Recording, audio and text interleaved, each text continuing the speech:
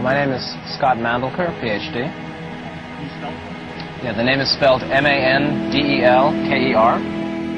So, Scott, let's start off with tell me about the book and what the book examines. My book is a study of 25 individuals who've all come to the conclusion that they are extraterrestrial souls.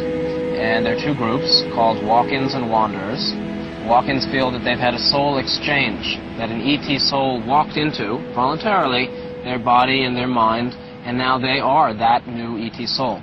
The wanderers, or also called star people, feel that they have been extraterrestrial souls since birth. They're born to human parents, didn't walk off of ships. Many of them feel they've been here for many lifetimes, and that they actually travel the universe and have gone to many other planets in service to the planet and the humanity on each planet, each race. So, as a walk-in, which means that a ET extraterrestrial soul has entered into the body of a human, is that a free will of the human soul, has given itself up for the extraterrestrial soul? It's considered that for walk-ins, both the human soul that's leaving and the ET soul that comes in both make a voluntary agreement. One chooses to leave because they feel life has no more meaning, and the extraterrestrial chooses to come in and is voluntarily given the right to come in because that soul has a purpose to do on Earth as part of the greater body of extraterrestrials who are serving humanity at this time in evolution. So, and where does the human soul go? The human soul basically takes a rest and goes back for review and would eventually reincarnate later at another time. But let me just say that I think it's very rare. The walk-in phenomenon is not as common as many people think it is. So then the wanderer phenomenon would be more common. In my opinion, and according to many of the people I've met and my studies... Can we start that over, please, Chris? I laughed over top of it. Yeah, in fact... So the wanderer, the phenomenon of the wanderer is more common than the phenomenon of the walk-in. Well, actually, I believe that there are up to 100 million wanderers or extraterrestrial souls, star people, on the planet right now in all the different countries of the world, many of whom are young children, under the age of 15 or 20. But that there are millions and millions of what I call sleeping wanderers, extraterrestrial souls who don't know it, but are, and have always been, and they're slowly coming to their identity. And how would you classify yourself? I consider myself a wanderer, and I came to that experience, that knowledge, I came to that conclusion after many years of mystic training, as well as very clear out-of-body experiences where I had contact with benevolent extraterrestrials that I realized were my family. And these were dreams, in the form of dreams, or? In many forms, I came to the conclusion of being extraterrestrial soul from a combination of many different events. The paranormal events included lucid dreams, clear out-of-body experience on other planets, on UFOs, even inside the Earth, channeling, and also through meditation and visions and insights. So you've personally you've been involved with, or spiritually been involved with, other beings, other civilizations, other extraterrestrials? In previous lives, before coming to Earth, I actually had a relationship to the Andromeda group. Currently, now I have a human body, and I feel I've been on Earth actually for a cycle of 25,000 years, and I'm nearing the end of my term, and I'm very clear that my mission, or my purpose right now, is actually to speak the message of the benevolent extraterrestrials, and also to let the people know who are ET souls that it's okay, if it's true, and that there are many, many ET souls among us on the planet. Are there charlatans among the extraterrestrial world? Well, I'll be the first to admit that there are many glamoured people who will say they're ETs, and they may not be, or they want to be. And there are also many ETs who really are extraterrestrial, and they're glamoured, and they're into money and power. And I think I would say the channeling phenomenon shows a lot of genuine confusion, misinformation, disinformation. Often people who are channeling have good intentions, but they're extremely glamoured and deceived and damaging. I'm not exactly sure what does that mean, channeling? Channeling means being a receiver for information coming from a non-physical source. Many people are doing ET channeling today, feeling they're in contact with extraterrestrial races, receiving information from those groups.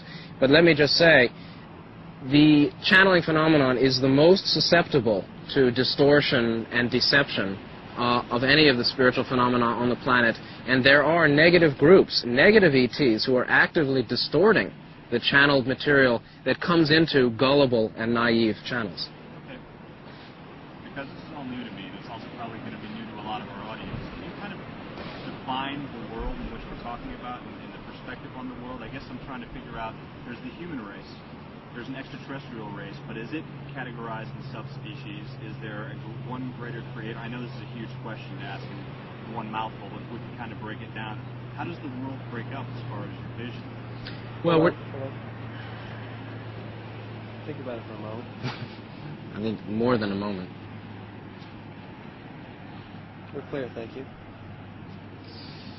There is a grand design to the cosmos, and that's part of what my teaching is all about.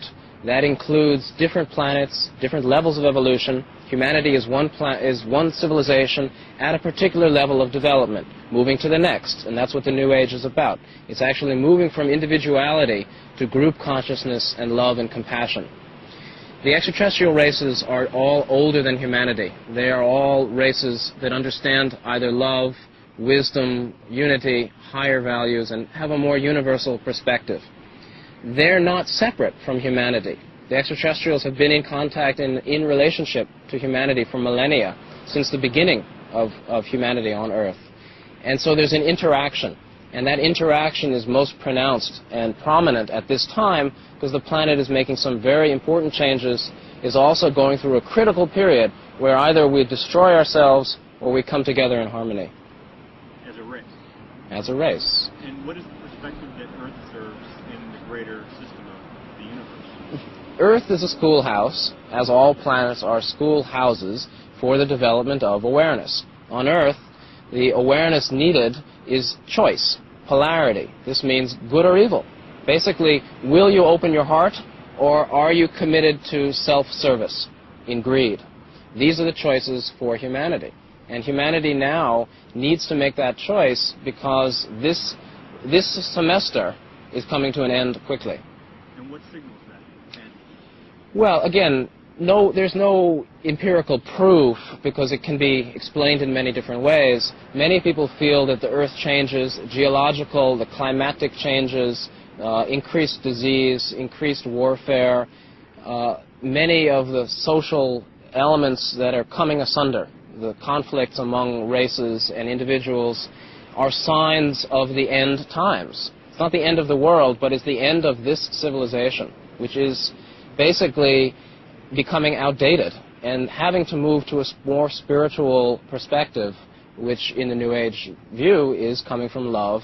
And that's where our benevolent extraterrestrial neighbors are coming from. One creator? There's only one creator. Ultimately, we are all the one creator. All beings are reflections, embodiments of the one creator. And let's get back to the idea of extraterrestrial. How many forms of extraterrestrials are you aware of? I personally am aware of perhaps a dozen different forms of extraterrestrials, but I have to say there are infinite numbers of ET races outside Earth. The universe is infinite. Infinity is a concept most humans cannot understand. Infinity means without number, without end. This is a cosmos of unending unity. I have been in contact with different groups. I have had experiences on UFOs, and I know there are many groups out there. I've met some of them. But ultimately, they all have the same heart and the same mind and the same spirit, and they're all embodiments of the Creator. So what limits the ETs that actually interact with Earth? Is it proximity? There is cosmic law that is not created by humanity and only poorly understood by humanity. The primary cosmic law that all ETs follow is the law of free will. The law of free will says benevolent extraterrestrials cannot interfere